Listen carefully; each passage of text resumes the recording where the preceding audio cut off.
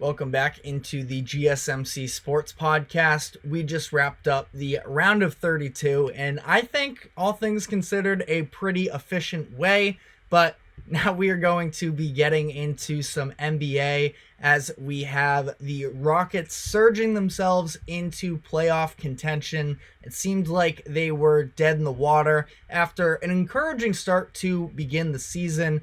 I was on the record saying that they were one of my more fun teams to watch on League Pass, as they're young, they're hungry. Ime Udoka, even though the Celtics fan in me has a little bit of resentment for how things played out there, I believe he's an incredible coach and he gets his guys to play really hard, and we've seen them playing with an edge over the course of the past month or so, really all season as a whole. But the issue with them, especially early in the year, was the inability to win on the road. They definitely showed some of their youth with that. And, you know, they brought in you can say more veteran guys in Fred VanVleet and Dillon Brooks this past offseason, but I definitely wouldn't consider Dillon Brooks to be, a fully mature veteran up to this point, as well as I do think he has been playing specifically as a defender. But they ended up falling to 25-34 entering March. Since then, they have gone 10-1 to get back to 500, and they now sit just one game behind the Warriors, who during that same stretch at the end of March to now have gone 7-12. So again, one game back for the Rockets from the 10 spot, the final play-in spot. And we are just under 3 weeks away from the last regular season games of the season. And so I wanted to sort of dive into Houston a little bit here, who has been a very interesting case since the beginning of March, where, like I mentioned, they are on a nice winning streak. Currently, I believe it is 8 straight games. And what's a little bit even more so impressive is the fact that they have done so without the help of star center Alperen Sengun, who Sengun has really emerged as one of the top young pieces in the league as a whole, really, but has been an incredible player and probably the number one asset for the Rockets, despite having multiple top 3 picks the past couple years as well. But he has been the main catalyst for them, and yet they are on this win streak. They've won 6 straight games without him. He went down late versus the Sacramento Kings, where it was ruled a grade 3 ankle sprain, and which is nothing too major, but it was initially reported that he would be out for the rest of the season. Now the Rockets are still in contention here, so maybe he could make a return, but what version are we getting of him in terms of overall health? That is still definitely a big time question to consider. But either way, what we have seen definitively since Sengun has left is Jalen Green elevating his play to another level. He's averaging 31 points, 7 rebounds, and 3.5 assists on 53-48 shooting splits in the 6 games without Sengun here. Only one team out of the recent set of games is in the top half of the league in defensive rating. The Cavs, who are missing Evan Mobley in that matchup as well. So do with that what you may. But Houston is playing some really good basketball right now, led by Jalen Green, who was, of course, the number 2 overall pick just a few years ago. The Rockets are second in the league in offensive rating and second in the league in net rating in the past 6 games since Sengun has gone down. So they haven't dipped. It's not just an anti-Sengun thing here, because in the past 11 games, they're also still second in offensive rating and third in net rating.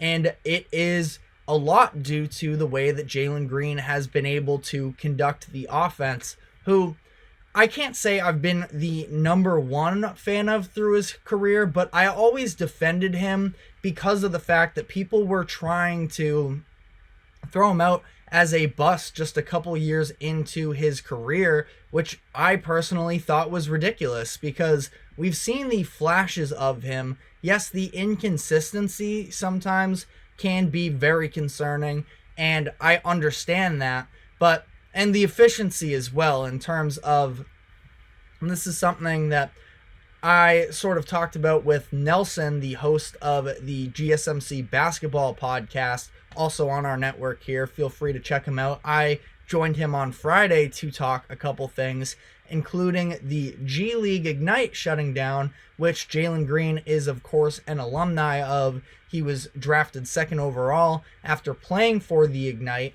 and really, we talked about the fact that it's not the best place for development with a lot of these young stars. There's not necessarily a team first atmosphere. It's a lot of just trying to make sure that you get yours in order to become the best possible draft prospect. And then Jalen Green came into an entirely rebuilding Houston Rockets organization that was dealing with the surprise departure really, of James Harden, Steven Silas, a young head coach, a rookie head coach, and hadn't really found his way in the league yet either. So it wasn't necessarily the best of situations for Jalen Green. And, we had seen flashes. And just for a number 2 overall pick just a couple years ago in 2021, I wasn't ready to fully turn the page on him because the talent is clearly there. Now, can he become a winning player? That's still to be seen a little bit, but people were calling him a bust earlier this year. I could never get behind that. I also feel like maybe sometimes I hold out a little bit too long on certain players, but the talent with Jalen Green was way too glaring to officially turn the page on him. And supposedly the Rockets, there was just a report that came out within the past 24 hours. I'm sorry, I don't have the source right on me, but there was a rumor that the Rockets offered Jalen Green and multiple picks in exchange for Mikal Bridges of the Brooklyn Nets, which would have been very interesting to see. I mean, if you want to talk about, in not the least critical way possible, but some selfish basketball, would be Jalen Green and Cam Thomas as a backcourt playing together. I can't imagine how that would have worked out necessarily, because Cam Thomas is having a nice season as well. I don't want to be very anti-Cam Thomas, but there are times where I really just question whether or not he can fit in a team environment. But either way here, that was ultimately rejected, and I'm sure the Rockets are happy they held on at this point where he just turned 22 years old, and there is still plenty of time for him to emerge. Now, he doesn't necessarily have the playmaking abilities that would take him to, point guard levels, but I do feel like oftentimes we see that it takes a little bit more time with certain guards to develop, and sometimes that's just the reality of the situation. We're seeing Jalen Green now developing, and again, I don't want to get carried away by this stretch. We got to see it over a longer span before we can really go franchise cornerstone level with him. But I think he has the physical tools for it. I think he has the skills for it. Now there's a head coach there in Ime Udoka, who, granted, not sure totally how he feels about him. If he was totally sold on Jalen Green, then I'm sure there would have been some level of probably rejecting this reported trade offer of him to the Nets. But ultimately, the Rockets are building something here. They also have Jabari Smith Jr., who is getting some very intriguing experience now, starting at the 5, while Alperen Sengun has missed time. He hasn't been incredible during this stretch, but there is a conceivable world where he could turn himself into a stretch 5. I don't think that is the primary objective here, but he's 6'11", and he definitely has the shooting. He has the size to play it. He's a good defender. He's a very nice perimeter defender. So if you want to talk about switchability, playing 1 through 5, Smith would be an incredible option, I feel like, to run there. Ultimately, I'd rather have him playing the 4 next to Sengun, but it also gives them maybe a little bit of lineup variety and versatility as they continue to build this thing forward. So I just find that interesting as well. Now, this is with the Rockets. Last thing I'll say on them is I do still feel the road games still really scare me. They are 10-24 on the road. Again, this youth, they're made up of a lot of youth. I know I mentioned Van Vliet and Brooks, but neither one of them have necessarily been able to overall help the Rockets solve this issue of being a young, inexperienced team and not necessarily being able to win consistently on the road. Now, if you look at this win streak for them, you do have to give them credit for a handful of these games. Now, it's not like they have played a ton of, difficult competition, but they knocked off the Suns at home, they knocked off the Suns while they were on the road to kick off March, and then they also have a couple wins over the Kings, or they have one win against the Kings on the road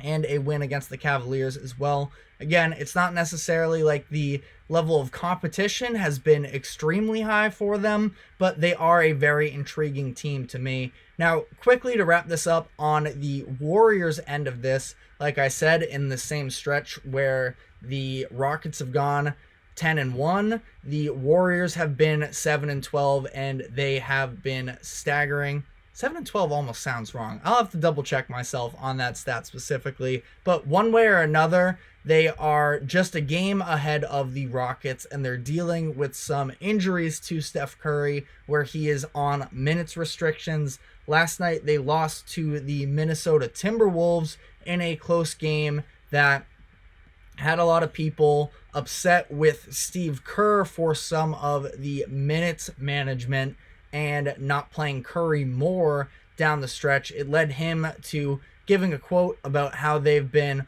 riding on the back of Steph Curry for too long and that they need other people to step up for them as well. And Curry, of course, suffered an ankle injury about a month or so ago, a few weeks ago, against the Chicago Bulls late in that one.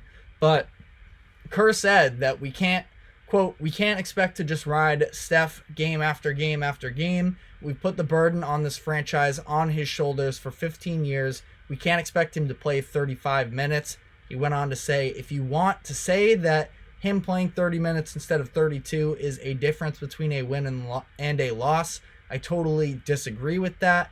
We're trying to win the game, and we're trying to keep him fresh too. So it is interesting sort of how they are going to choose to balance this, considering the fact that they are now in this close race. Now, they've gotten some players to sort of turn around. They've gotten Chris Paul healthy. Klay Thompson seems more comfortable in his role off of the bench. But either way, not a great position here for the Warriors, who are one of the most expensive payrolls in the league and are just 2 games over 500 and could see themselves on the outside of the play-in tournament, let alone the playoffs itself. So has been a pretty discouraging season for the Warriors here. Not that it's impossible for them to at least turn their act around some at the end of the regular season, but their contention hopes are just about non-existent. I know it's hard to fully turn the page on a team that has that same nucleus, but at the same time, I just don't see it with them. I have a hard time believing that they can even go into LA and knock off the Lakers in a win-or-go-home situation. But let me know how you guys feel about that same topic in the comment section.